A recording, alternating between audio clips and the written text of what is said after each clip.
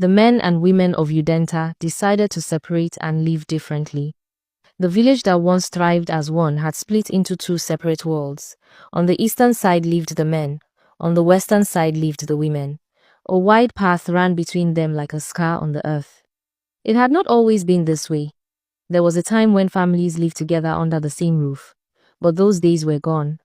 The men used to come home angry and take out their frustrations on their wives with heavy fists. The women fought back the only way they knew how. Some mixed bitter herbs into their husbands' food.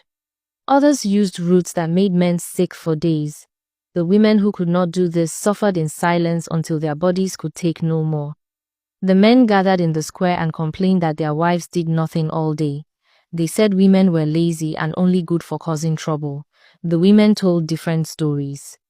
They spoke of working from dawn until their hands bled, while their husbands treated them like animals. They were tired of being possessions instead of people. Every day the king sat on his stool and listened to another case. A woman with a swollen eye, a man clutching his stomach in pain, a child caught between two angry parents. The king grew weary. His hair turned white from the stress of keeping peace. One morning he made a decision that would change Udenta forever. The village would split. Men on one side, women on the other. Each group would handle their own affairs. Any man who crossed into the women's territory would die. Any woman who entered the men's side would face the same fate. The law was absolute. The separation began immediately. Mothers watched their sons being led away. Fathers said goodbye to their daughters. Families that had shared meals and stories were now strangers living in different worlds. Only one exception existed. Once every full moon, there was a mating day. On this day, the law relaxed. Married couples could reunite briefly. Single men and women who wanted children could meet.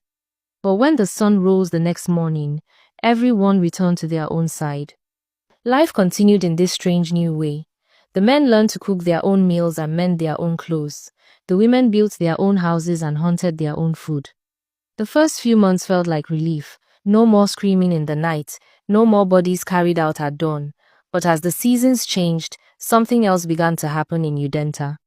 Something neither the king nor his law had prepared for.